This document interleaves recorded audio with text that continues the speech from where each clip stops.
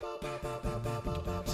wanna be kinda good, like other trainers are.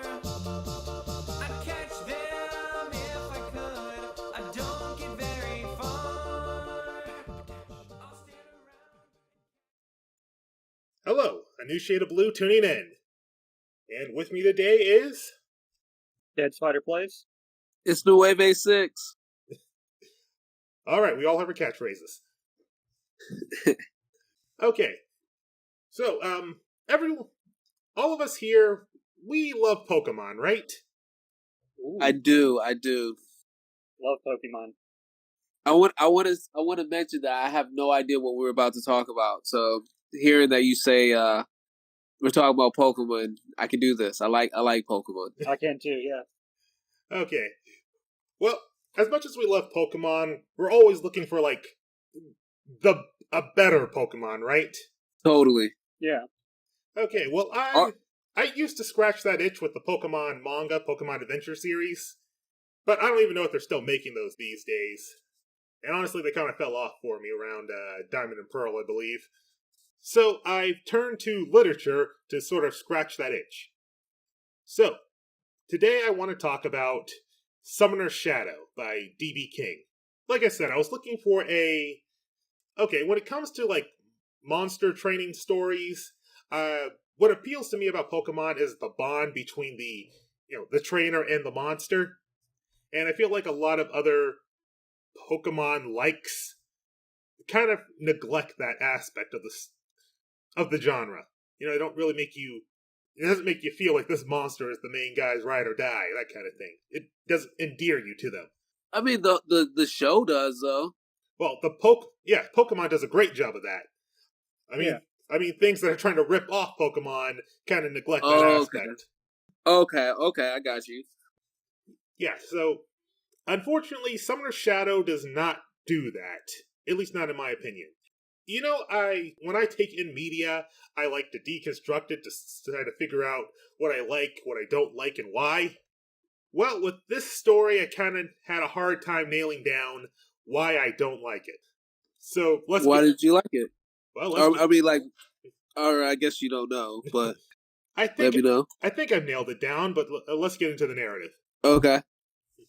Okay, so our story takes place in a world that's under constant warfare. And the greatest soldiers in these battles are the summoners. They're people gifted with the ability to tame and summon creatures out into the battlefield to help them fight. It also instills them with certain powers and abilities beyond that of a normal man. They're gods among men. And also it's a genetic thing. You either have it or you don't. And our main character, Bran, by the way, I'm probably going to be mixing Bran and Braun up as we go along. I listened to this as an audiobook. For some reason, I can never keep it straight. But yeah, our main guy, Braun, was not born with this ability, to his eternal disappointment. So, he is a soldier. And this is the unique thing that kind of appealed to me at the start of the book. He's an adult. Most of these stories start adolescents, trying to come into their own throughout the adventure. But, Bran knows who he is. He's been through some stuff, and he has the scars to prove it. He's actually a veteran. He fought in one of the more deadly battles of this world recently. Lost some friends in it, too. But Bran always wanted to be a summoner, which is not uncommon. Everyone wants to be a summoner. But Bran also has an instinctive love of monsters themselves, to the point where he's taken up an underpaid position as a stable hand just because this particular stable has a monster section. And every now and then he gets to sneak over there and check out what's going on. The night the story starts, there's a 6-foot raptor just chilling out in his pen, and if Bran peeks over a certain fence, he can see that there's a small dragon just snoozing in a corner somewhere. And the small dragon is three times bigger than the raptor. Alright, you see, I can already sense myself losing the thread. Let's stick with this. Let's stick with the important stuff. Definitely. Yeah. Okay, sorry about that. Alright, so go ahead. No, I'm listening. When I say definitely, I'm just kind of going with you. I'm not saying that you're losing the thread because I've never read the book, so Okay. I don't know what's important. I don't know what I need to know. Yeah, me either. Right. Okay. Sticking to Bran's story. Okay, so Bran, like I said, he's a veteran from these wars, and during one of the sporadic ceasefires, he needed to find a day job, so he can live. So he got An A job? a day job. Oh, okay. Yeah, something that he can just drop at a moment's notice because he's always expecting another war to break out because another war Makes always sense. breaks out. Uh-huh.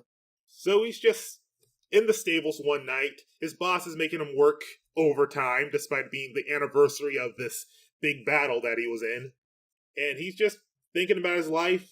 The monster vet that works at the stables has taken interest in him, and she thinks she can take him on as an apprentice, and he thinks that might be the next best thing to being a summoner. And he's thinking about maybe I can be a monster medic and help the summoners out in the field, but he still can't help but think if he had been a summoner that day, maybe his friends would still be alive. He has a bit of company in the stables this night as he's sweeping it out. There's this little cloud of darkness that's just like floating across the floor. Bran has no idea what it is. He has this. He has no idea what it is. Right. It's been there for like the last couple of days, but his scanner, his Pokedex, if you will, just doesn't know what this thing is. Interesting. Yeah, and he talked to the monster vet about it. She doesn't know what it is. It might be an unregistered, unidentified monster, so the protocol is to report it right away. But Bran's afraid of what might happen to it if he does that, so basically, as a favor to him, she's not going to mention it to anybody. But that also kind of puts her in danger of losing her license if anyone finds out beforehand. So Bran needs to figure out what to do about what he's calling shade very soon. And it's at this time that the stable roof crashes in. Ooh. Alright, so a giant griffin is now thrashing around inside the stables. And on his back is an old man holding on for dear life. The griffin bucks the old man off, and the old man manages to get to his feet quickly and shoots golden chains out of his hands. Apparently, this is how summoners tame wild monsters. But the griffin easily breaks free. So, on instinct, Bran throws himself in the way of the griffin in hopes of giving the old man time to, do something about this situation. And the thing is, Bran knows he's probably going to die.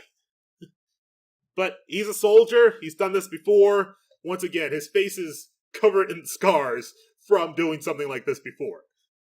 But instead of being slashed to ribbons as he expected, as soon as the griffin's claws make contact with him, there's this blinding flash of light, and the monster starts to swirl. His body starts to basically swirl into mist, and he starts to disappear. Bran has seen this happen a couple of times with summoners who are summoning and desummoning their monsters. But instead of going into a crystal, it's going into shade. So when the blinding flash finally dissipates, what stands before Bronn and the old man is a small black griffin. Oh, and Bran's Pokedex thing? It can identify it now. It's called an Amalgabeast. Griffin form. So Bran doesn't know what happened. And the old man doesn't know what happened, but he jumps up and claps Bran on the back saying, "Great job! I've never seen anything like that before." And so he did something special, but he don't know what he did. Right. The old man doesn't either. Like, he's scanning Bran and he can't identify what type of summoner he is. There are 6 different kinds. Yeah, so the old man is like, "Wow, I can't identify what kind of summoner you are. Do you have some sort of some blocking item that stops me from reading it, or do you require a manual scan that, everyone's different, it happens sometimes. You know what? Let me buy you a drink. In appreciation for saving my life." So the old man keeps talking about Bran being a summoner, and Bran tries to, explain that that's not the case, but the old man's not listening, and Bran's kind of thinking, maybe I am a summoner. Like, hey, I tried before, and it didn't work, but clearly something happened, because Bran really wants to be a summoner. To the point, when he was younger, he actually walked into a monster realm. Basically, these portals pop up that lead to alternate dimensions where the monster lives. He wandered in one time just in hopes of finding a monster that he could tame so he could become a summoner. He doesn't know what happened when he went in there. He just remembers waking up in the hospital. Makes sense. Yeah, that event makes up most of the scars on his body. Hmm. Yeah, but yeah, after that he was sort of ready to put it behind him, but hey, now this is coming up. Again, something happened. So after leaving the Amalgam Beast in the stables, Bran knew it was kind of pointless locking them in the stables when the creature had wings and there was a big hole in the roof, but it didn't seem eager to go anywhere. Alright, so they walk into the tavern, and the old man scares off Bran's boss. But because it turns out the old man is actually the Grand Archmage of the Kestrys Academy. I probably mispronounced that. But basically, he's the headmaster of Monster Training College. Summoner Training College, I guess you should say. The bosses, or The old man. oh, okay, the old guy. Okay, Yeah, the reason Bran was working late that night is because his boss wanted to make sure things were extra spick and span for this, right. for this very important guest. Yeah, so Bran tried to explain that he wasn't a summoner once again, but the Archmage was just like, no, Pitch Boss, that's obviously you're a summoner. And he notices Bran's, outdated Pokedex. And he pulls out a crystal and hands it to Bran, says, that one's outdated, here, take my spare new one. So, this crystal sinks into Bran's hand and disappears. But now suddenly text is flashing in front of Bran's face. And it's going through all the different summoner classes. The 6 classes being, let's see, Mage, Lancer, Protector, Beastmaster, Ranger, and I'll get back to you with that last one. Is it a hard word? No, it's not. Let's see. Oh, Mage, Protector, Lancer, Hunter. There's a Hunter. what? I keep getting the Hunters. I keep rolling the Hunters in with the Rangers. Okay. I was just in my mind. I was seeing you trying to read Hunter and be like, you know what? Not today. I can't get this. Sorry. Okay. Yeah, but so his new system, I guess, cycles through all the identifications, and the system comes up negative for each one. So Bran just sighs, and he finally has to admit to himself and this old man that he's not a summoner, and he's never going to be. But is he? That's what the old man says. He says, basically, it's clearly something is up with you, and also you kind of took my griffin. So we're gonna go to Summoner School. You're coming back to the school with me, and we're both gonna figure this out together. And of course, Bran protests that he can't just up and leave. And then the mage says, I have the authority to order you to come with me, but I prefer if you come of your own accord. So obviously Bran starts packing. That's kind of the interesting thing about the Archmage. The story presents him as kind of two-faced. There are all these moments of him saying, there are all these moments of him switching from kindly grandfather to, serious warrior. You know, the guy who's plotting something behind the mask, but they never really commit to it. Alright, so Bran packs that night. He doesn't have much, honestly, but what he does have, he likes to keep. In his bag, he has the silver star from that big battle he was in where he lost his friends. It's basically like a Purple Heart.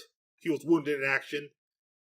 Basically, by pulling the same stunt he pulled with, he pulled with the Archmage, jumping in the way of a monster attack.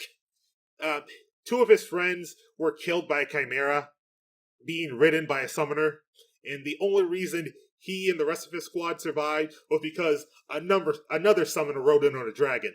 They all would have survived if he knew how to summon. If he wasn't so weak. Yeah, if he had this magical ability that only a few people are born with. Right. He's just not special. His friends deserve to die to have such a weak friend. That is confusing circular logic there.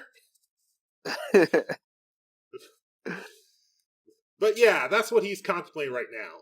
If I am a summoner, next time a war breaks out, I can be ready. I can do something. I can save my friends. So the next item he pulls out of his bag is a crystal necklace. It's the only thing he has left of his mother. Basically, the only thing he has left of his entire family. He got that bling bling. Pretty much, like, he never met his dad. He doesn't know who he is or where he went. And he doesn't remember what his mom looks like. It's been that long. And that pretty much concludes the inventory check for Bran.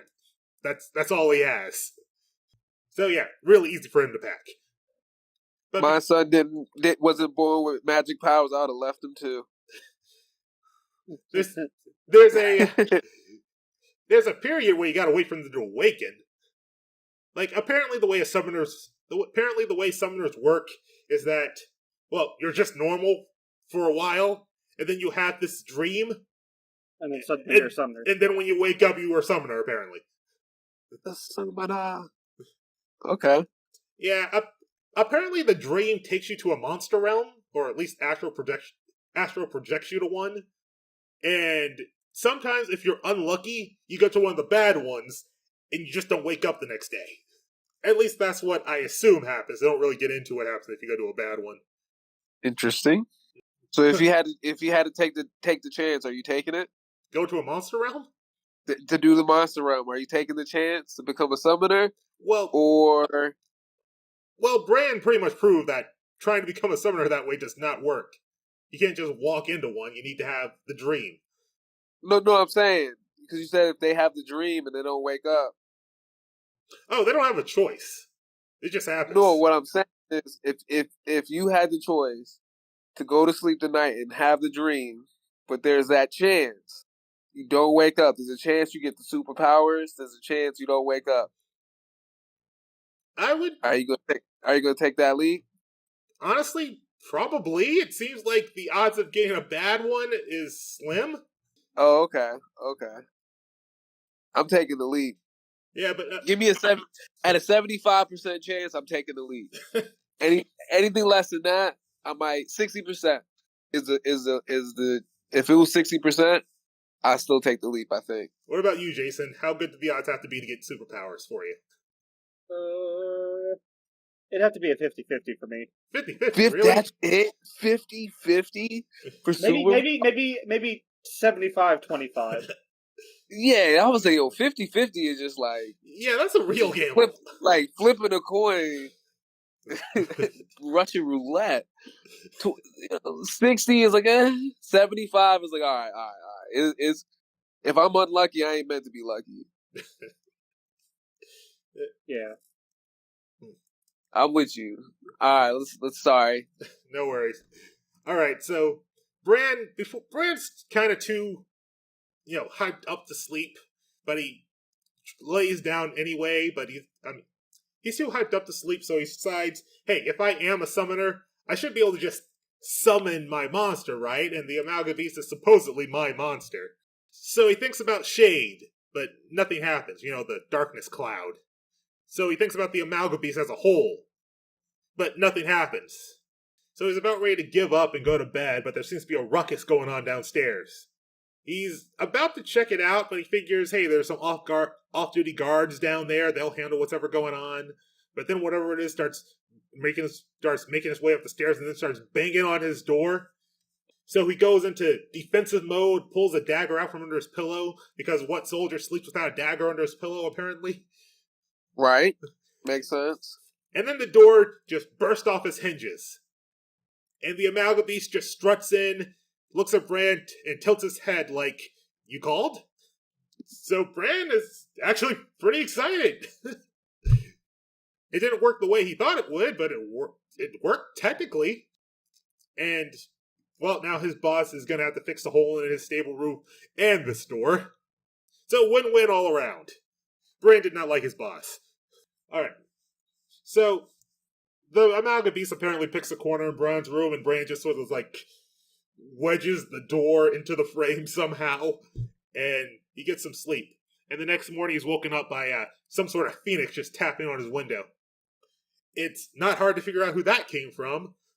So Bran goes to meet the mage out in the I'm not really sure where they meet at, but there's a huge airship just floating off the ground there. Yeah, so everyone's just gawking at this thing because it's not really a normal sight. Oh, and the Archmage basically says, Well, welcome aboard. This is my ward, Laura. She's gonna get you situated. We need to get out of here right now. And of course, Bran is like, and the ward is like, hey, what's the hurry? Why are we in such a rush? You woke me up at like 3 a.m.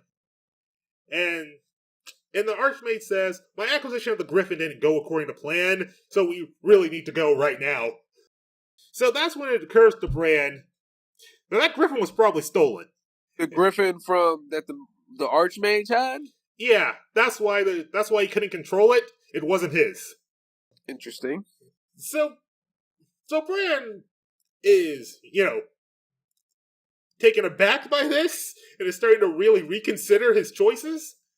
But, he can either start arguing with the man who promised to change his life forever, and also he's thinking back to what the Archmage said the last night, I can order you if I need to. So Bran's starting to think maybe he didn't have as much of a choice in this as he thought. But regardless, he suppressed those, not really sure, those negative feelings, and got on the ship, and reveled in seeing his hometown from the sky for the first time. Laura takes him down to his new cabin, and the Archmage actually gives him a bandolier, which is what all the summoners keep their crystals in order to, summon their monsters. So, Bran tries to... A bandolier? Yeah, bandolier. What is that? Let's see. It's kind of like what soldiers used to hold their bullets in. It goes around the... it's like a strap over your shoulders. I know what that is. I was playing a video game yesterday, and I got like a bandolier thing. Yeah. So, interesting. Yeah, so except Summoner's Bandolier has 4 slots for 4 crystals. And Bran, being a new summoner, has 1 crystal. And unfortunately, he can't make his monster go into it. Ooh, very Pokemon, Ash Ketchum, Pikachu. Yeah. Live. And not quite. Not quite. You see, once he's down in his new quarters, he takes a second to look at his new crystal, and he realizes it's perfectly clear. He's never seen a summoner's crystal look like this before. And he didn't realize that this is what a crystal looks like before there's a monster inhabiting it. Oh. Yeah, so he starts thinking it looks very familiar, and then he pulls out the necklace from his mom. And they look alike. So he starts thinking about Shade and the Griffin as 2 separate entities, and in a flash, the Amalgam Beast disappears, and suddenly both of his crystals are glowing with the magical inhabitants. So, as if on cue, Laura comes to collect Bran again to bring him on deck to meet the mage. And the mage is shocked to see that he has 2 crystals now. Because that's not normally how it works. He's been a summoner for all of what, 12 hours? How do you get your second crystal? So Bran explains that it was kind of passed down from his father, and also explains that he never knew who his father was, so he can't say for certain there's like summoner blood in his lineage or not. And the Archmage just finds this fascinating. Like, he is very excited about Bran. It's not often that at his advanced age that he gets to, like, see anything new. So they're going to work out what Bran can really do. But he realizes it's going to be kind of tricky without identifying what type of summoner he is at first. And that's when the UI pops up in the Bran's field of vision again. And this time, instead of, like, going through everything he isn't, it just says select a specification. Select a specification. A classification. He gets to pick who he wants to be. Yeah. Nice. So yeah, the mage is like, fascinating. Pick one. Let's see what happens. Alright, Bran's weapon of choice is a spear. He was a spearman in the army. And he what he really wants to be, if he could choose, is a lancer. Which is the same type of summoner that killed his friends. Because he's kind of has this thing about, if I go back to the battlefield, I want to be a lancer so I can fight that guy one-on-one. So, he chooses lancer. And apparently that means he can magically ride his griffin now. I don't know why this is magic. I mean, theoretically, if your monster is big enough, you should always be able to ride it, right? Right. Yeah. They don't really get into that much, but Bran does hop onto his griffin, and it's kind of awkward because his griffin is kind of the size of just a large dog. Is it? I know. Sorry, I keep getting back. Isn't Charizard like 5'7"? Yeah. I'm 5'7". How do you fly around? I guess I can fly around my daughter, but I don't think I could fly around a 10-year-old if I had wings. I assume I think the wingspan like makes up for it somehow. Yeah, I always thought that was kind of weird. The wings would have to be like huge compared to your body size. Yeah. To be able to support your weight. Right. And then like the muscle power to like get off the ground with an adult sometimes. To be fair, Yeah. I think fly is actually a superpower of theirs, one of their moves. So it might defy laws of physics. You know what? You just fixed it for me. Yeah. I definitely understand now. Which makes sense why they can't do it like early in the game. I got it. Mm-hmm. All right. I'm sorry. Continue. I'm sorry to all right. Go to. No worries. That's the kind of interruptions I like. So Bran hops onto his Amalga Beast, and also Bran cannot summon his monsters individually yet. So every time his monsters come out, they immediately fuse back together into the Amalga Beast. Interesting. Yeah, so he hops onto him, and the beast just starts trotting down the deck. Oh, also they're in like the back half of the deck that's sort of like secluded off from the rest of the crew, because it turns out the mage doesn't want anyone else knowing what Bran can do just yet, not even his ward. But yeah, so the Amalgam Beast trots to the edge of the deck and throws itself off of it. So after a brief, terrifying moment of freefall, eventually Bran is just laughing with glee as he's just flying through the clouds. A moment of joy that is interrupted by a fireball. It turns out the Archmage likes practical examinations, so he wants to test Bran's limits by attacking him. Alright, so at this point, his UI pops up again and tells him all the spells that his monster knows. They're all wind spells. He has Wind Whip, which is Wind Whip comes later, I think. Okay, basically he has a pinpoint air blast and an area of effect air blast. I am not going to list all the spells, I just wanted to mention that. He has 2 at the moment. And he can just psychically tell his monster to shoot. Pew pew! More or less, it's kind of a mini dogfight. Yeah, I mean, he manages to hit the Phoenix once and the Phoenix falls back. It's not hurt at all, but, got the point across. He can fly his monster. Oh, yeah. Yeah, so they make it back to the deck, and the Archmage is like, excellent work, not bad for your first day. I mean, I don't know much about the Lancer class, but obviously I'm a mage, the best class, by the way, and we can just, use our spells without our monsters being, out. Okay, basically a mage specialty is that they cast spells and they regain their mana faster than all the other classes, and their monster doesn't even need to be out for them to use their abilities. That's dope. Yeah, and once he mentions all this about the mage class, the UI in a bronze field of vision pops up again and basically says, "Would you like to select mage class?" So it turns out Brand's ability is that he can switch in between the classes, switch army style.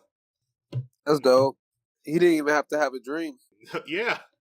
Alright, so throughout the day, they just practice all of Brand's different classifications, seeing what works and what doesn't. And again, basically the Archmage is just blasting him with magic spells, tackling him, trampling him, poisoning him, just seeing what he can take. The one that unsettles Brand the most is the Beastmaster class. With Beastmaster, you basically, infuse a monster into yourself. So he took on aspects of the Amalga Beast, like he grew bigger, basically burst out of his shirt and shoes, grew a pair of wings, and then just was filled with so much adrenaline that he dashed to the edge of the ship and threw himself overboard again. Unfortunately, this time, his wings were not strong enough to support his body, which is kind of what we were talking about with Charizard a moment ago. So Brand started falling, but thankfully the Magus Phoenix was able to catch him. It seems like that with Beastmasters, they're, basically their monsters' instincts can, override the human's common sense. They mentioned that Beastmasters are the rarest classification of summoner, but apparently the asylums are, full of them. So yeah, Brand's gonna need to be careful with that one. Okay, but as the day's wrapping up, suddenly someone spots a ship that's gaining on them. There's this all-black vessel that's just somehow overtaking them at breakneck speed. And the Archmage is like, "Ah, crud, they found us!" So that reminded, So Brand was reminded that, yeah, they're being chased by someone because of a griffin that he stole that is currently in Brand's possession. So he decided enough is enough and decided to push the issue. Hey, I have a right to know who's coming after us. So the mage finally breaks down and just says, it's the Dreadmorth Institute, which is one of the two other rival monster training schools. Yeah, and Brand is taken aback by this and is almost downright appalled because it was a Dreadmore summoner who killed his friends. But So he should be ready. I mean, he got the power now. All that power he was talking about. What he scared for? Okay. He can summon. Yes, he's a summoner, but he's a level 0 summoner. But he's a warrior too. That is true. Most summoners don't have that distinction. I'm just saying he jumped in front of a griffin.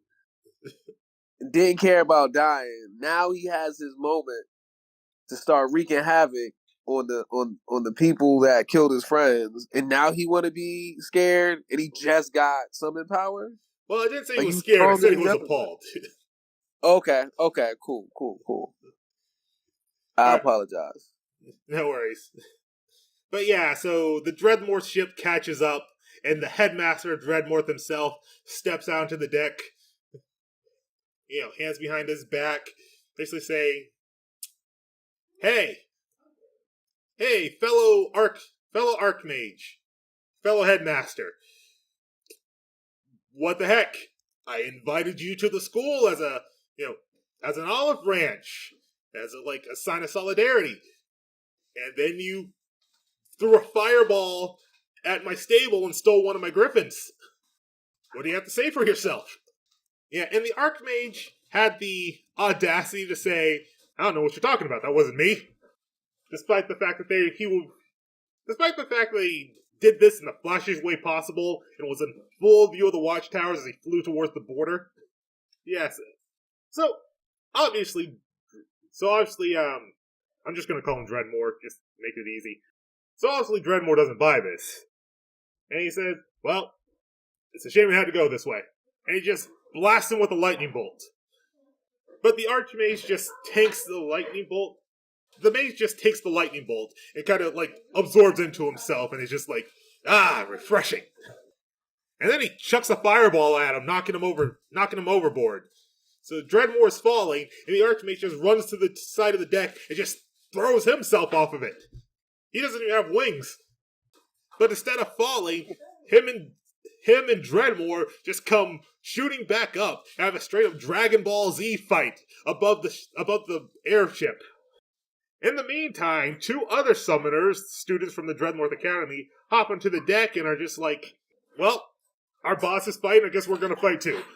So one of them's a Lancer, and the other one's a Ranger. Yeah. So Bran is like, it's just Bran and Laura on the deck of the ship. So Bran is like, I'll take the Lancer, you take the Ranger. Even though he knows that he probably shouldn't be giving orders since, he just got here. But, in times of battle, you need to be decisive. Right? I mean, he ain't no rookie. True. Well, he kind of is a rookie because, again, he's level 0, and the guy he's fighting is a level 10. Yeah, but he's a war. I mean, when you used to war, you ready to battle in any situation. Very true. Alright, so Bran goes on the offensive. This guy has nothing but Air Beast, which kind of makes sense. He's a Lancer, he wants to fly. So Bran does his best, but doesn't really get anywhere. He's kind of easily tossed aside.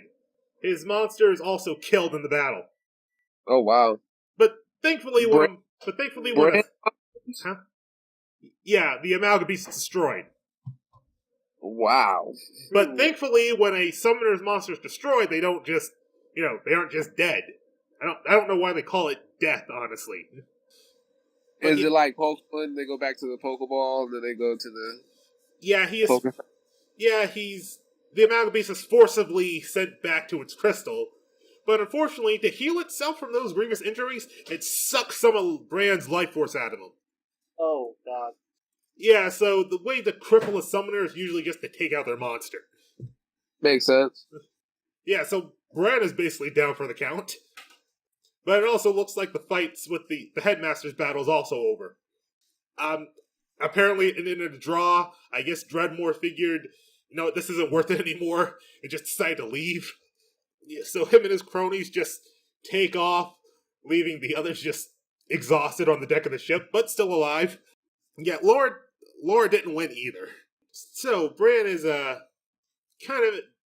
basically he's back in that state of, I should be better, I need to be better. If I have to work 10 times harder than any other student at that school, I will be a great summoner as soon as possible. Alright, so after all this, they finally make it to the school. It's actually a pretty nice place. It takes up like an entire mountainside. It's built into the hills, built into the valleys. There's a stadium or a coliseum right in the middle for monster battles. There are monsters everywhere, some wild, some tame. And basically, after it took a full day to get there, Bran's just happy to get to a room and rest for a while. He's surprised to see that his room is actually larger than his room back at the stables. And he's Laura's not as impressed. Like, she's kind of his designated guide. And obviously Laura's from a more affluent background than Bran. Alright, so basically what's going on here is that Bran is given a scholarship to attend this school. Honestly, I question the scholarship thing because it being a summoner is like so rare. If not rare, it's it's a pretty selective thing. So why is there also a paywall to learn how to use your abilities? But then again, apparently this school is so... What's the term? So, alright, basically, this school gets like 3,000 students every year. Exclusive? Exclusive, yeah. Well, not exclusive, okay, they get 3,000 students every year, but every year only about 1,000 of them graduate. Because all the other ones usually get expelled. Okay. Maybe selective. Selective, that's my... Well, again, it's not so... I mean, how can you be selective after you already got them in there and just weeded them out? Because that's what you're doing. You get them in there, you get you know, get 3,000 out of the entire world, and then you put them through the fire. You select the remaining ones are selected. Yeah. I mean, the other ones aren't allowed to go to this school, but there are like lesser schools they can go to get their training in. Because, you know, they're still summoners. That's not going away. You gotta learn how to use what they know somehow. The headmaster originally thought that Bran was like just a self-taught summoner. Just one of those guys who just roam around, picking up what they know as they go along. It used to be quite common. Apparently, it's gone out of fashion in the recent centuries.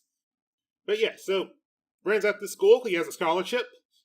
He's Laura gives him a tour first stop the library, which he's not too thrilled about. Like, he was hoping that he would hit the ground and start training right away, but apparently training for a summoner also includes a lot of reading, and Bran's not much of a reader. But the library also has this, like, big, ornate, locked door just embedded in one of the walls in the library. So, of course, Bran asks, hey, what's in there? And apparently, that's the forbidden book section. Again, a la Harry Potter. You know, I always wonder, what's the point of forbidden book section? Why is it so visible? You're just tempting people. Yeah, at that point, you just want them to go in there. Yeah, admittedly, they at least have the courtesy to lock the door on this one, but still. And apparently that didn't help. So, there's I hesitate to call it a B plot, but like a background. Okay, so apparently, like the previous year, a student managed to break into the forbidden section of the library, and they took a book. And when they did, the entirety of the third year class disappeared, except for one guy. It's a dangerous school. Yeah. Yeah, when you say it like that, it does actually have a higher death rate than Hogwarts, doesn't it? My kids ain't going there. I'm not going there. If someone else can kill everyone in the school, like, I ain't even do nothing wrong. Some random guy read a book, took a book, and now everybody's dead. Yeah, I'm good. To be fair, that school need to be shut down. To be fair, they don't know if they're dead. They're just gone.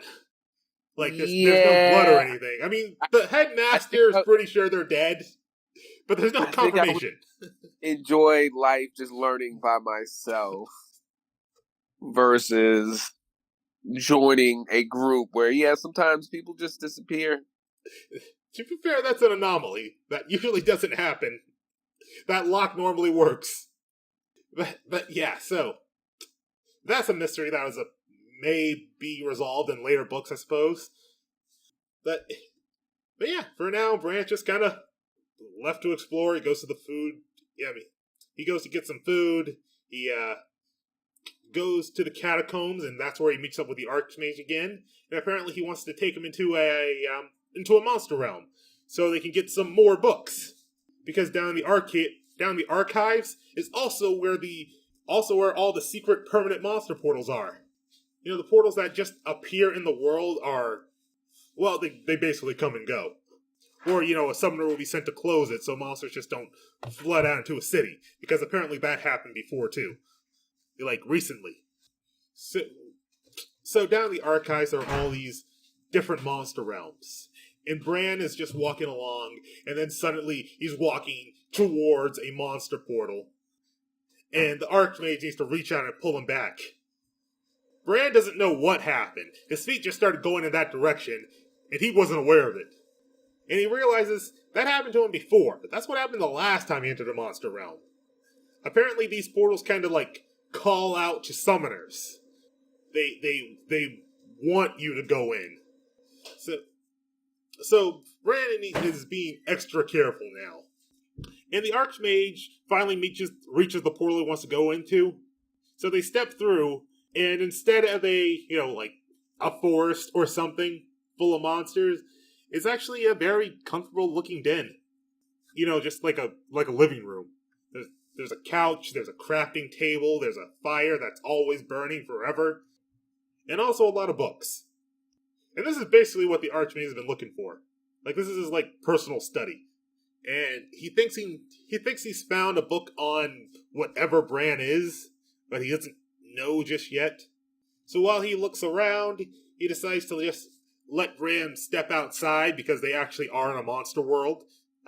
Outside the castle, there is a forest, and this forest just happens to be full of giant spiders. So he gives Bran a bow and arrow and says, "Okay, go shoot some spiders." Giving me Harry Potter vibes again. Yeah, definitely Harry Potter vibes. Okay. Alright, so Bran steps out and he's like, "Okay, do not help me with this. I need all the experience points I can get, and if you help me, then the experience points will divide between the two of us somehow." And I'm not kidding about the experience points things. They legitimately have experience points they use to level up. Oh, okay. It's just D&D at this point. It's not D&D, it's a video game. It's a... What the... What? I missed the video game part. I think I missed that. Okay, this is the part that is kind of starting to lose me too. I did mention that when you scan a monster, they give you very specific stats. Like that raptor. Okay, level 0. Level 0. Speed 3. Agility 3. Strength 3. Wait, so this went... I thought this was like real world, and then it goes into video game world? Or No. it's just very video game-esque type of world? Like, it reads how you would play a video game? Yeah, when I was reading this book, I couldn't help but think of it in basically 8-bit graphics. It's essentially a JRPG. Okay. Yeah, D.B. King dabbles in a genre called game lit. Basically, it just drops you into a world with video that runs on video game mechanics. Okay. Okay. You lost me. You was like, this is a video game. I was like, wait, what just happened? I thought I missed something, but I got you though. Yeah, see, these are pure reactions of me because I've never heard of this. So just me try. I've been dabbling in the genre a lot recently, actually. Uh-huh. Yeah, it's pretty fascinating in some cases, but I prefer the ones where people are just born into a world that just runs on these mechanics as opposed to, like, someone being isekai'd into it. Uh-huh. Which is the other story I read. But yeah, so the problem... Okay, so summoners have been around for thousands of years. The school has been around for thousands of years. Scholars have been studying monsters for millennia. So I believe that they have a hard science for how all these monsters operate. And how the different classes operate. And how you can gain experience and whatnot. The thing I don't understand is how do you know how... Like, there's stats for, like, items, too. Like, here's a new sword. It has +6 sharpness. Compared to what, exactly? What does +6 mean? It kind of runs into that problem like what's, Scouters in Dragon Ball Z. Where the power levels just get so ridiculous, and also just judging someone's potential based on a number makes no sense. I feel you. It's above 9,000. Compared to what? Right. Okay, honestly, nothing much happens from here. So, the middle of the book is essentially Bran training. And it's a grind. I don't mean it's a grind to read. I mean, he's literally just grinding for experience. This is when we get the montage of the book. I wish. Because we go through every single monster he kills. Oh my god. And it's... Oh, you know how... Is it at least, like, adventurous? Or is it like he meets a goblin. He strikes the goblin down.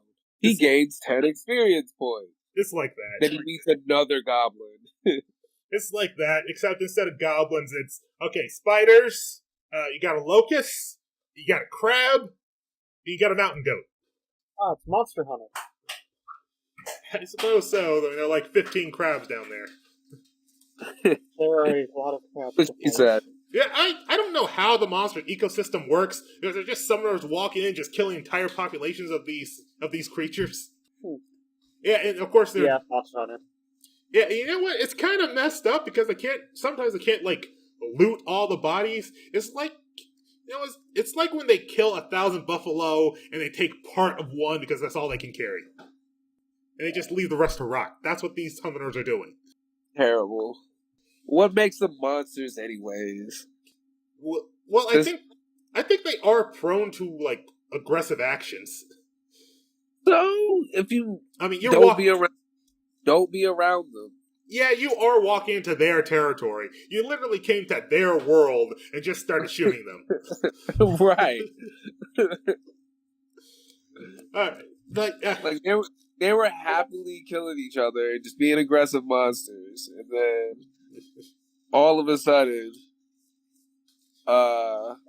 some people come in and I guess joined with the killing. I guess. Yeah. Okay. What happens next is that so technically they're all monsters.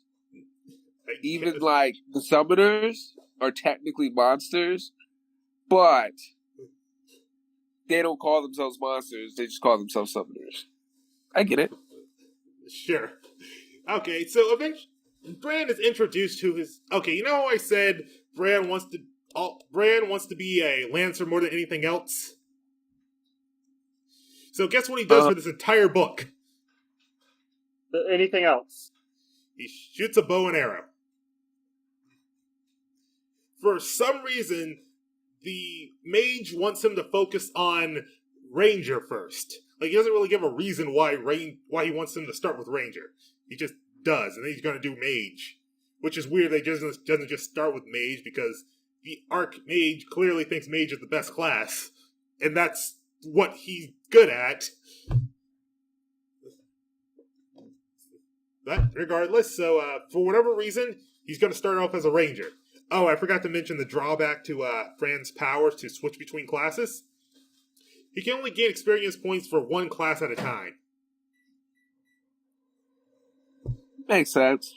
Yeah, it does. But that also means they're going to trade him one class at a time. That doesn't make sense. Yeah, Bran even mentions that he can see how advantageous it's gonna be to be able to like switch between different classifications and use different abilities. Like I can use my hunter specification to like lay some traps down, pin an opponent to the ground, then I can switch to ranger and like shoot him up from a distance. And he never implements that in the book. What's the who's like the big bad? Like what's the point beyond him of possibly getting better? Okay. What's the deal with the book? Does he destroy those people? Okay, like I said, let me speed this up. Alright, so he meets this he gets a tutor, this guy named Amuro. He's a ranger, loves being a ranger, very excited about it. He becomes Bran's ranger tutor. It takes him a while before he's filled in on what Bran actually is. Also, Amuro is the 1/3 year that survived.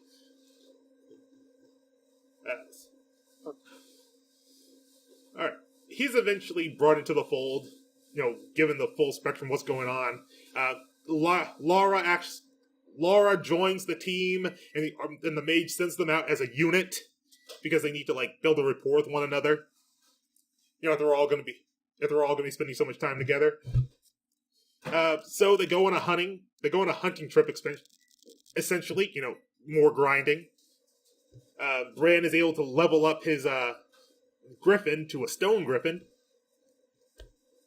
And he's able to evolve Shade into a... Oh, yeah.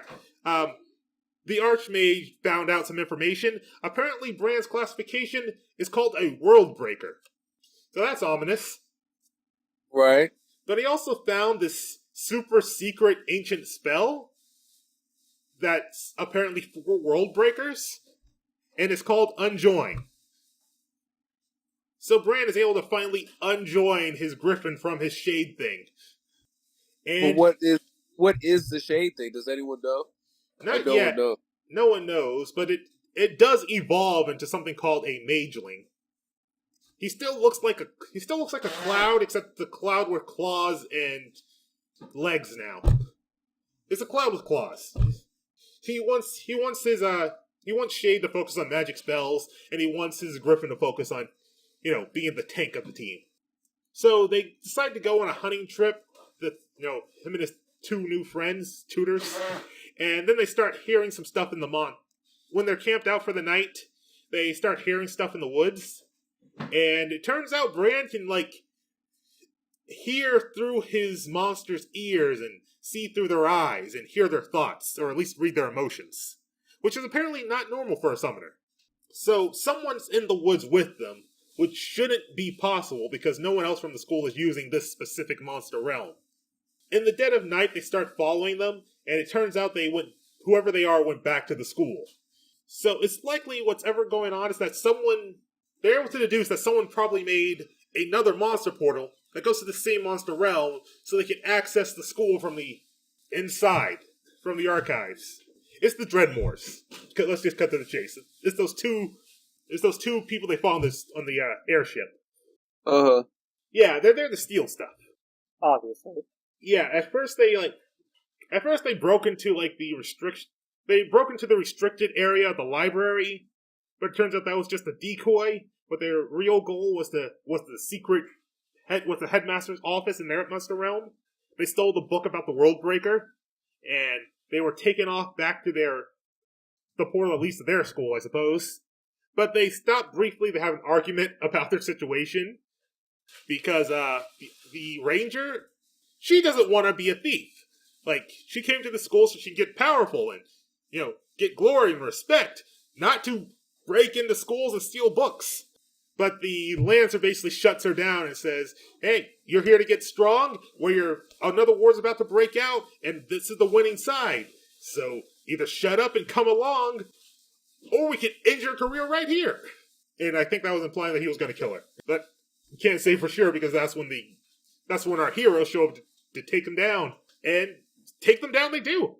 Brian is able to get his rematch against the Lancer, and even though he's basically a level 1 ranger, he was able to win in a lance duel.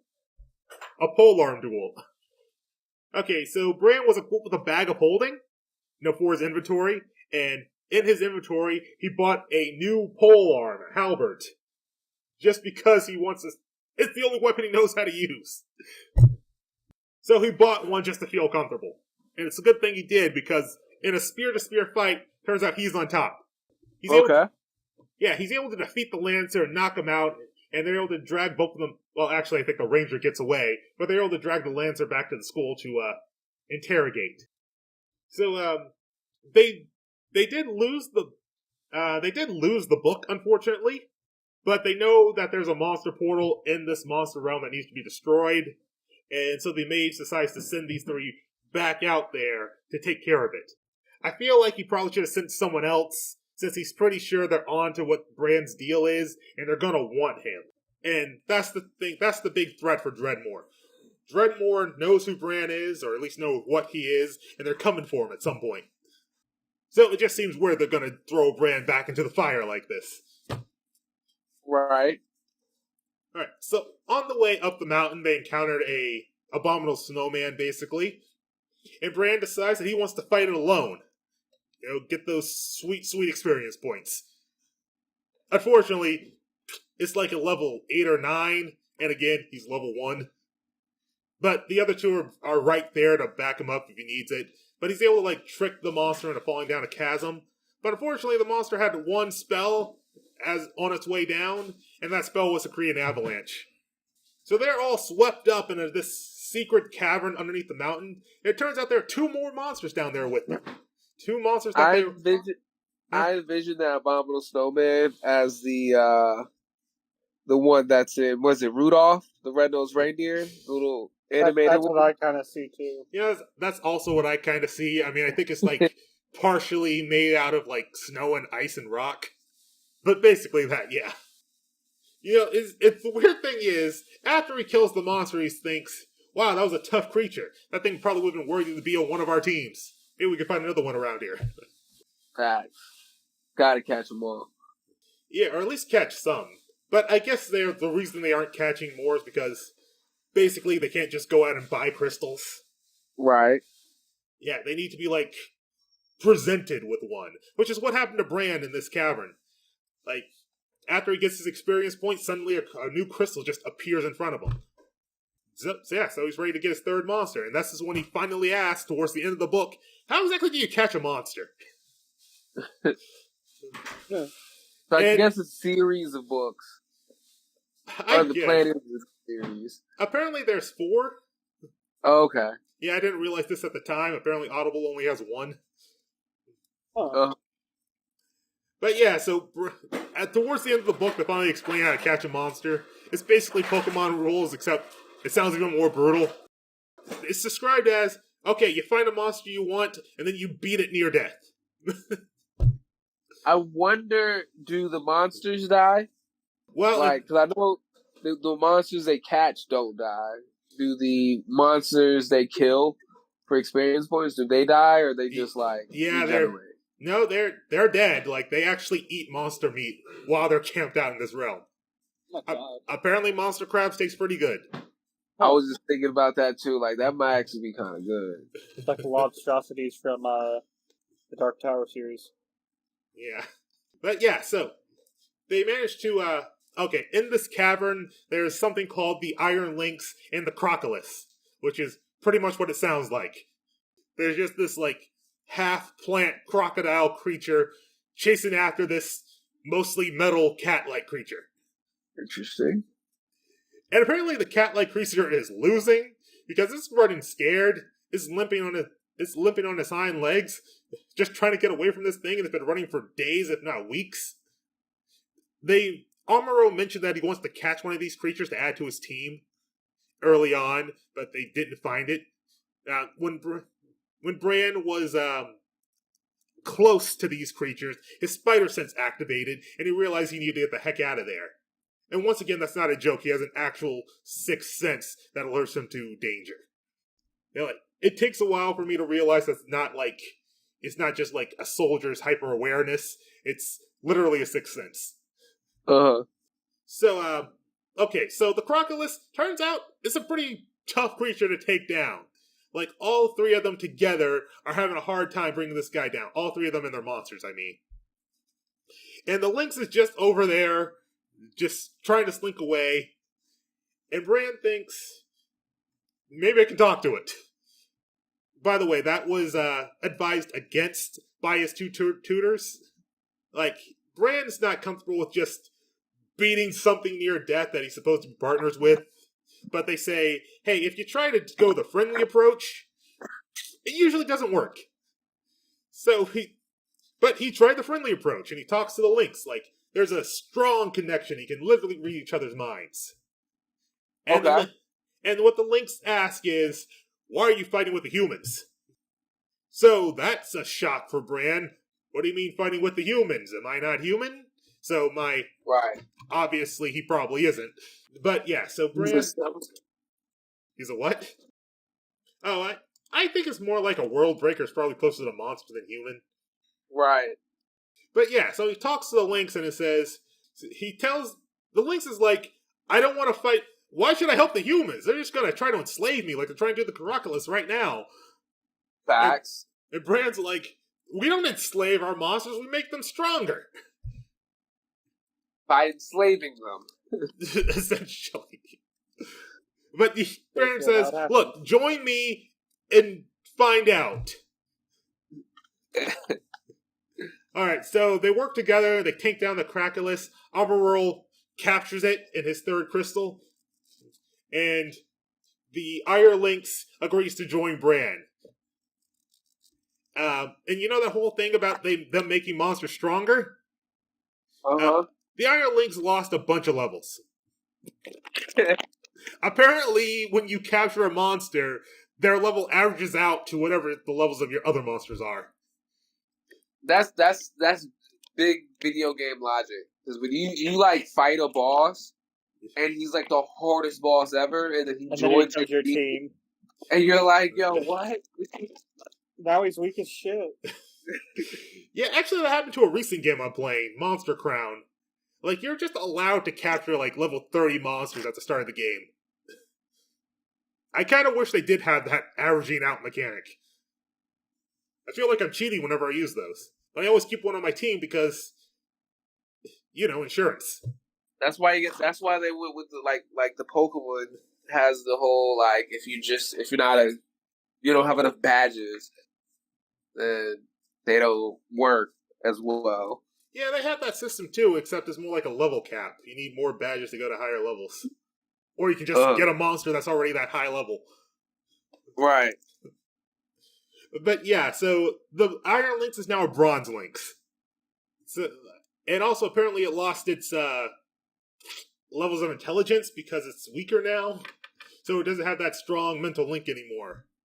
So he could have just not caught it, let it join the party, and you would have had a super strong Lynx. Yeah, but they really skimmed over that in the whole. Despite being at a monster training school, they don't spend a lot of time training their monsters or in a class. They're just out here killing things all day, every day. But yeah, so now that side quest is out of the way, they can finally get back on their time-sensitive mission of destroying this monster portal. Alright, so they get to the portal, and Laura pulls out this amulet that was given to her by the mage, and apparently they're supposed to use it to destroy the portal. And he says Bran should do the honors, because, it's his fear sense that led them to it. He's been sensing the portal all day. For some reason, he has, pinpoint radar for it. So he takes the amulet, and then suddenly he's astro projects into the portal, and a glowing sword manifests into his hands. He's able to cut the cable linking the portal to whatever other destination it was supposed to be going to. And suddenly he hears his friends, and he feels them pulling him out of the portal. So his friends get up, and they're like, "What the heck was that?" And Bran's on the ground is that not the way it's supposed to happen? The answer is no, that's not the way it's supposed to happen. So his Amuro says something like, "Bran, what in the world are you?" And of course he says it in a joking manner, but Bran is like, "I don't know what I am." So after all this, they finally go back to the Archmage. They say, "Mission accomplished. Do you have any more information about me? What am I?" And the Archmage is like, "I have some theories, but I don't want to tell you until I know for sure." And that stinks, but Bran has no choice but to just accept it. And basically, after all this, now we go into a montage. So Bran continues to train as a ranger. He starts crafting more items. He actually really enjoys crafting. He finally gets to the point where he's made... Oh yeah, there's also a shop on campus. Part of the reason you go out and kill monsters and loot their bodies is so you can sell their parts to merchants and whatnot. So you can make money so you can buy items and armor and whatnot. Video game logic, yeah. This school just feels like a money sink. This whole thing is like an economic trap. Bran even says, in one day of going to the merchants, he's made more money than he's ever seen in his entire life. And he quickly realizes... How old is Bran? I mean, he's been to war and back. He's 25. Okay. And honestly, that kind of bugs me too. Like I said, I like the fact that he's an adult, but they kept saying stuff like, at your advanced age, it might be hard for you to keep up with your peers. Or, you started your training too late and you might be too old for this and stuff like that. 25 is not advanced. To start training, 25 is advanced. Maybe, but all these other guys started at 21. Okay, that's not that bad. But still. Yes, graduates of the school are 23, sure. But he's not that old. If he was 30, I think you can pull from that, I might be too old for this kind of thing. Otherwise, it's not a theme. But yeah, so the rest of the book is just him buying a few more items because he's almost ready to switch from the ranger class to start learning the mage class. And by the way, I don't think he went up a single level in the ranger class throughout this book. I think he was level 1. I'm not sure if he ever reached level 2. Hopefully, in the start of instead of level 2, the second book, they just skip, and he's like, all right, now I'm strong now. I'm pretty sure in the next book it's just going to be all right, you finally reach level 2 of ranger, you can finally learn level 1 of mage. Oh and my then God, you start it the is whole like thing Pokemon over again. leveling them up each by like, one at a time. one level at a time. Yeah, and that's where I think the book kind of loses it. Like, you don't let the character do his special thing. He should be switching between the classes all the time, trying to put them together, sacrificing power for versatility. Because clearly that's what Rand wants to do. Like, when Amuro mentions that most rangers need to specialize in a specific section, like, you can be a marksman, which specializes in, like, one-hit kills, or you can be I think it's called an engineer, and specialize in, like, area effect spells. Or you can be something in between, which, like, has the best of both worlds. A generalist. And Bran wants to go towards the generalist because, he likes versatility, and also he might have a hard time making decisions, but probably the versatility thing. But he figures, hey, I'm going to be specializing in 6 different classes. I might as well not be a generalist in everything. So he decides to go engineer. But Bran likes versatility, so I feel like he should be, like, going against the advice of the mage and actually be switching from time to time just to keep things fresh and interesting, because all he does during this book is just shoot a bow and arrow over and over again. It's not the most visually stimulating. How long is the book? It's 12 hours. Is that long for a book? I never read a book before. I listened to the book. As an adult, I've never read a book before, I should say. Yeah. The other than the Bible. I read the Bible as an adult. But it's about 6 hours. You listen to it at 3 times the speed, which is something new I discovered, and also what I did. Nice. Yeah, that's not what I did. That's what I do with most of my longer audiobooks is I speed it up a little bit. Yeah, I already read it once the long way, and surprisingly it wasn't hard to keep up with. This same book, you read it once before? Yeah. I just read it a second time so I'd be ready for this conversation. Huh. Very interesting. Very. I'm surprised you didn't just go with book number 2. But I guess that was the only one on Audible, so now... if I want to continue the series, I'm actually going to have to read it now. Yeah. And I'm not sure I want to do that. And that's why I'm more of I'm not a book guy. Because it takes a long time to do a book. Like to sit down and read a book. Yeah. Well, that's why I listen to it. But yeah, that gets to the point. But yeah. Listening to it is easy because you're just like chilling whenever you listen to it. Yeah. But I think the second time around, I finally figured out what my problem with this book actually is. What is that? There's not a lot of substance to any of this. Like, it didn't sound like it. Okay.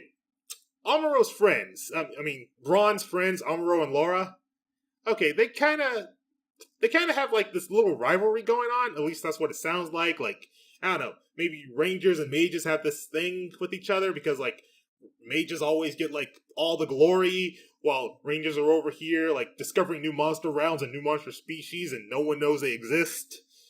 But it never goes into it. Like, they're a perfect team as soon as they meet. It's all very polite and cordial, which is fine for when you're meeting people in, like, real life. That's probably how adults who are put together would engage, but it's not interesting for the story. There's no real conflict. All of these grind sessions, when they go out into the wilderness, like, there's always a more powerful summoner backing Braun up, so he's in no real danger. None of these battles feel like they mean anything, because there are no stakes. I feel like they try to make the book like an episode, but it's a book, so that doesn't work. Yeah, the only real tension comes at the end when they fight those rival students, but the weird thing is, they defeat the rival students, and the book still keeps going. Well, I mean, because there's multiple books. You just can't be like, end, and then write 3 more books. Well, but you think after the climax, do you think the climax would be when they fight their rivals and defeat them, and then it would just be falling action? But then, in this book, they defeat the rivals, and then they go on a quest to destroy the portal, where they fight and capture more monsters, and then they destroy the portal. I think destroying the portal sounds like it could be it. Yeah, but it only lasted a page. Oh, interesting. Yeah, it's like it just feels like the book should have like ended over here, but instead it just kept going. So that's why they'll probably do a huge jump on the next book because they're like, all right, we're gonna wrap this book up because you really in your mind you're like, I don't know where they're gonna go with this next book at all. Like they didn't cliffhang it. They just kind of like, all right, everything's wrapped up. So the next book, he'll probably be level 10. He'll probably be seasoned. He'll probably be 27, Well, actually, 28. I read the synopsis for the next book, and it's literally he just starts his mage training, so he's back to level 0. We're just doing this over again. Okay, yeah.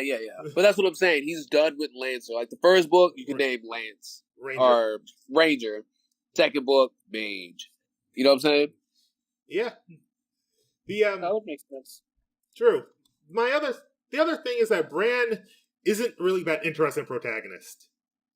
Like, he has potential, but he doesn't have, like, flaws that get him in trouble. Yeah, like I was saying, he likes versatility. He wants to mix and match all of his different abilities. But the Archmage told him not to, so he just doesn't. Which, yeah, respect the guy who took you under his wing, but, again, there should be something there should be a conflict there. Bran has no real conflict. He doesn't rub up against anything. I feel like his, like, penchant for, like, throwing himself in front of people in danger should be, like, viewed as more of a flaw. Or maybe his desire to, like, not... You know, like I mentioned, he likes versatility. He likes to generalize. Maybe he has trouble making this. Maybe he's indecisive. He has trouble making decisions. You know, he wants everything. Just something that will make things harder for him and give him something to overcome. He's the world breaker. He deserves everything. Except for his dead friends. Yeah. A horrible way to put it, but I guess. All right. Oh, if he would have had his world breaking powers then, he'd still have his friends. I think technically he did. He just didn't know. Right, that's what I'm saying. Yeah. Oh, the monsters are also an issue I had. Like I said, the thing I love about Pokemon is the bond you get between the Pokemon and the trainer. I didn't really feel that here. The monsters aren't really characters. I mean, they give... Okay, there's actually like a characteristic stat. You know, like a nature stat for Pokemon. Like, Shade is friendly. The Griffin is aggressive. But that's all we get. We don't really see much of those attributes. Like, the most we get out of Shade is that he will float towards something and then tilt to the side like he's tilting his head. If you could pick a main character from a show, what main character would this main character remind you of? One of the background soldiers who live in Attack on Titan?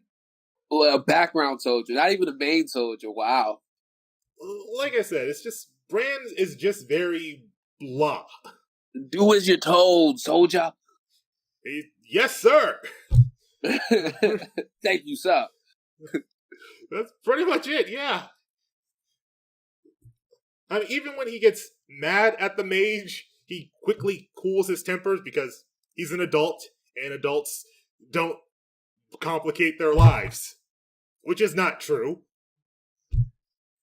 It's like, this is the problem with a protagonist that's too polite. You don't really get any interesting interactions out of them. Right. You said adults don't complicate their lives? At least according to this book. Like, this book is a good example of why you don't use adults in your fantasy stories. Yeah, that sounds pretty lame. Unless the adults are the bad guys. Of course. Adults are always the bad guys. So, like, look, can we be the good guys? Can we have a story where, like, the kids are the bad guys and we just want them to stop being bad? Can we get one? Children of the Corn? That's a good call. That makes sense. I admit, there was this, I told you about this story called Arlo Finch. And I remember that there's this thing called the Wonder, kind of like the Mist in Percy Jackson. Except anyone can see it, kind of. It's just okay. So when you're a kid in Scouts, it's easy to see, easy to find. But as you get older, it's like your mind starts forgetting, and eventually it fades away. And I remember when I read that, I wanted to stop reading because that's just so unfair. It's like I guess it's just like a personal. It's a personal thing with me. I want to hang on to my wonder as tightly as possible. I want to continue being amazed by the world well into old age. That's commendable. I feel you on that. And when the best way for me is to have kids and then let their wonder be your joy. Yeah, I get that with me sometimes. Yeah, like, you stupid little kid. You just don't know, do you? You get to just enjoy their stupidity. I mean, like the other day, not the other day, all the time, I should say, is, Amaya's asking me, what is, I don't know, simplest questions. Yeah. She basically asked me, are superpowers real, the other day?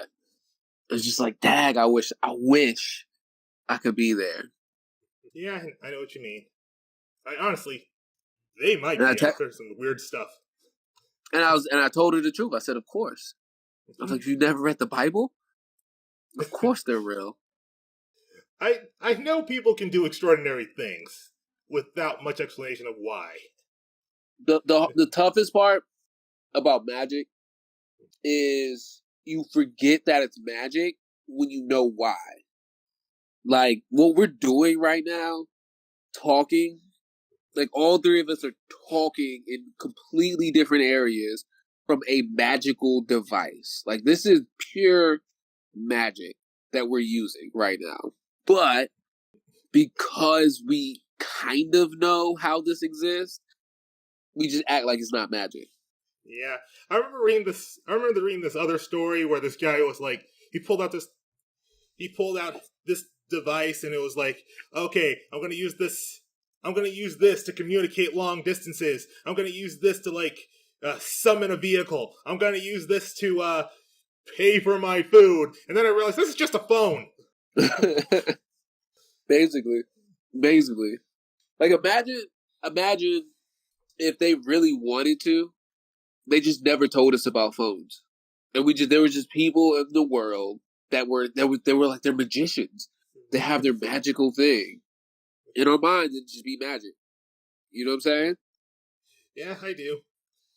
Yeah, I think the difference between kids and adults is that kids get to get to wait for magic to come to them. As an adult, you gotta make magic. Basically. If you don't, you're not gonna have none. Yeah. I guess that pretty much wraps everything up. I'm not sure if I got out what I said about. Yeah, the monsters don't have a lot of personality.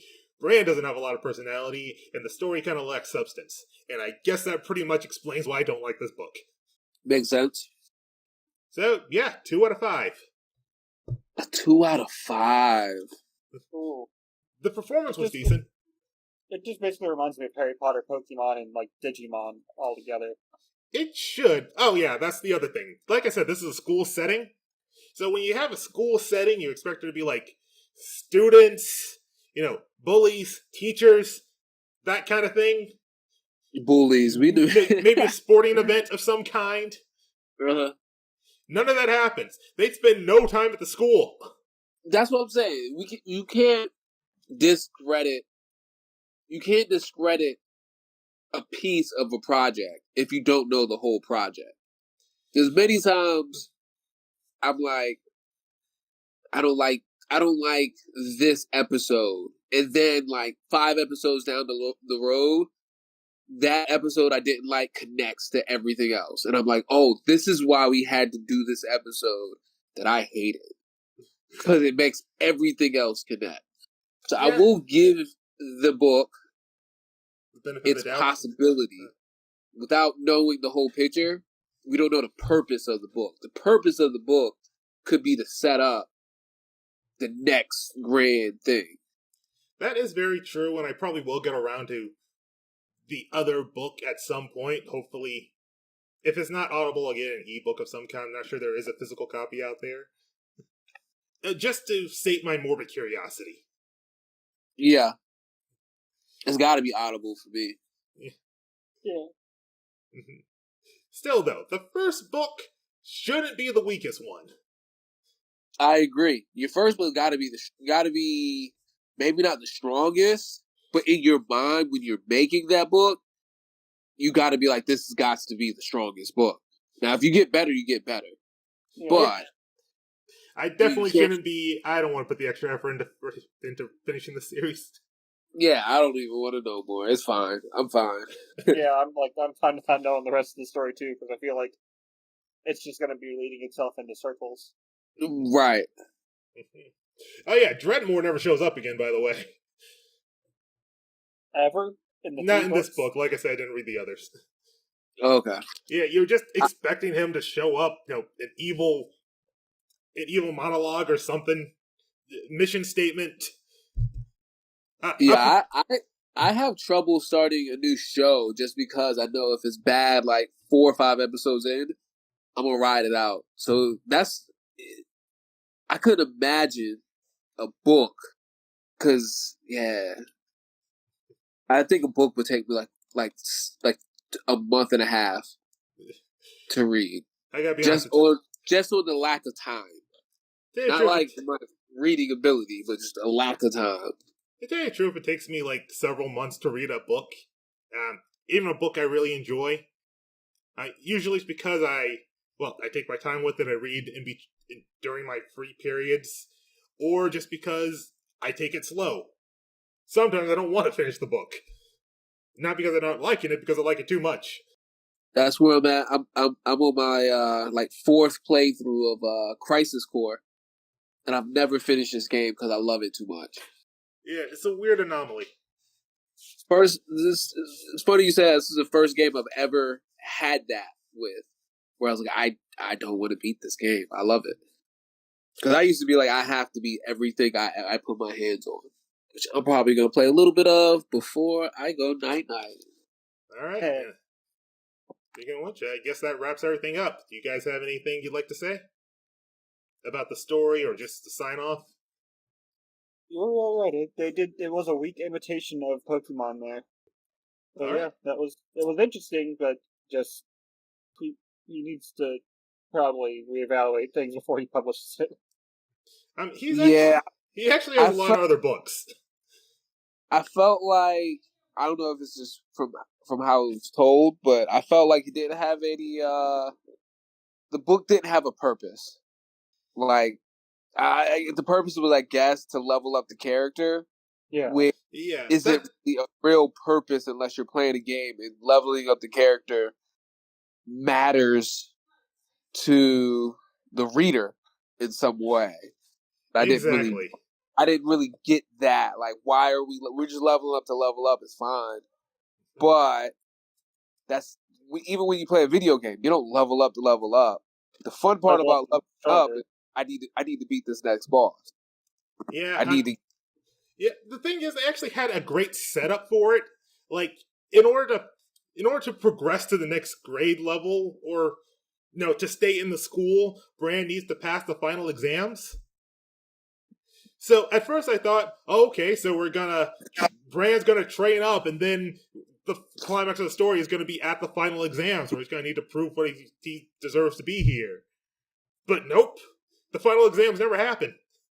You get it in the next book. I keep telling you that. But why isn't it in this book? How long do you say the book was? How many pages? It was 12 hours. How many pages? Oh, I guess you did read the book. Yeah, I listened to it. Okay. Yeah, it wouldn't surprise me if the final exams come in like the end of the 5th book. Give me an estimate of what a 12-hour book would be. I don't know, 240 pages maybe? 240 pages? Maybe. Ain't no way. 140 pages. I don't know. 240 pages doesn't seem like a lot to me. Well, there are 465 pages. Oh, how'd you pull that up? I just looked up Summoner Shadow one. Page count 465. Oh, thank you. Okay. Interesting. 465, apparently. So it's like maybe the size of a Harry Potter book, like the middle 3 Harry Potter books. I wonder how many pages is the average Goosebump book. I just as a non-reader, I'm just trying to get a perspective. Goosebumps are around 100 to like 115, 120. Okay, yeah, I used to read those fairly quick, 2-3 days. Mm-hmm. Makes sense. Yeah. To be They're fair, I not think too... the text was also bigger in those books. Yeah. That too. Maybe I'll Interesting. find a synopsis or something. But yeah, D.B. King actually has a lot of other books as well. Maybe this just wasn't his genre. I wonder how much you not enjoying the book reflected in what you told us about the book. Yeah, I did skim over a few things I didn't think were too important. I mean, I Oh, you guess can't do that. well, like I said, I was mostly grinding. Like, the only people he meets is the guy who runs the item shop and this one McGonagall-like lady. But they only get one scene each, and then they're never seen again in the story. And that one thing you told me, it was a brigand. Huh? It was like the thing that they wear, a brigadier, a brigand, A bandolier. a bandolier. Okay, It's that's kind of the like a sash, right? Yeah. There's a Yeah. cuff chest, like a Boy Scout sash, basically. Yeah, exactly like that. Except this has slots for crystals. I've never heard of a bandolier before. It's a dope word. It is. Yeah. But yeah, okay. The one thing I didn't mention is that Laura is actually the daughter of Dreadmore. Huh. Apparently, at some point, she rebelled and decided to join the good school. I guess it's not explained why, because of course it isn't. But yeah, okay, that can be saved for later books. I mean, her book is coming up, so they'll probably go into details about how she became, her dad's arch enemy's ward. Yeah. Okay, I skipped the part that Dreadmore is doing experimentations on monsters. Like, the reason that Griffin was so aggro is because it doesn't trust humans anymore after everything Dreadmore put it through. That sounds important. Kinda, but it's kind of thrown out the window because I explained how they treat monsters in the wild. So it's kind of, it's I guess you're right. contradictory. It's like depending on whose team you're on, doesn't matter or not. Yeah, it's just weird for them to say, hey, monsters are great, we love our monsters, also kill on sight. Right. Yeah, so it's kind of hard to tell where they really stand. They always do that too. Yeah, but at least Pokemon, like, it kind of goes out of its way to let you know that the monsters like this. Oh yeah. What I mean, like, what they always do is in movies and shows, it's generally about the perspective of the main character and how they feel about a situation versus like if it makes sense or not, if it's right or wrong, if what they do matters. Mm-hmm. Like, you know what I'm saying? Like, are they also wrong? Of course, in some they tried to address that too, but in most cases, they set you up to where the main character is amazing and does no wrong, and there's this bad guy that's not really that bad sometimes. Yeah, well, he's not that bad because he's never around. I was really waiting for that twist where the Archmage would turn out to be the bad guy the whole time. Usually the Archmage is. Yeah, you got it. That definitely. Listen. That's a final book. That's a third book type of reveal. This guy that's been our friend the whole time is now the bad guy. It is the reason why we need a fourth and final book, because everything just turned upside down on us. They can't let you know this in the first book. I guess maybe the first book would have turned around for him if there was some sort of pivotal twist. Like, I think they tried to imply that the twist was that he might not be human. But I kind of figured that when they called him the World Breaker. I don't know. But yeah, I'm about to sign off. I got work in the morning. All right. Well, thanks for joining us. All right. Thanks for having me. I have fun. Yes, sir. If you Alright. do this again, let's do a good book. Give me a Hopefully. 5, A 5 out of 5. Hello? Did you already leave? like a book that I might know a little bit more about. So it's less learning and more I can just tell you how I really feel. All right. I think next time we'll probably do a comic book. Okay. All right. Yeah, it will be a character you know. Depends on the comic. Okay, and with that, a new shade of blue, tuning out. Deadspyderplays, tuning out. All right, Nueve 6. I'm out.